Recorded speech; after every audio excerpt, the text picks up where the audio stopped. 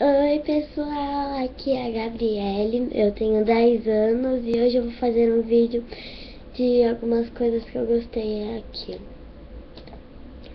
Primeira coisa que eu quero comprar muito é o diário da Every After High.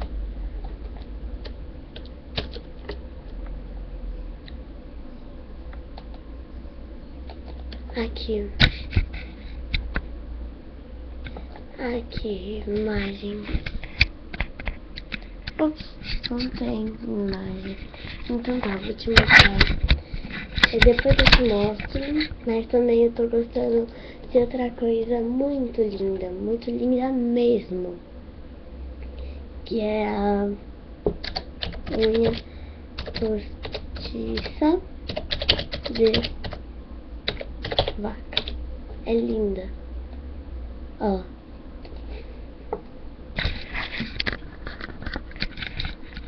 Super fofinho. Muito fofo, muito lindo e prático de fazer. Gostaram? Outra coisa... tá ficando um negócio aqui. Pronto.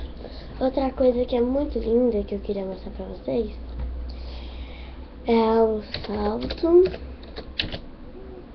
salto fino. Aqui, ó. Esse salto é super finíssimo.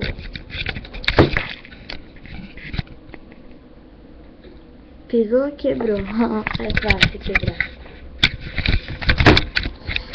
Agora vou te mostrar uma coisa muito legal que eu... Depois eu vou te mostrar o resto. Então... Deixa eu fazer aqui. Vamos lá.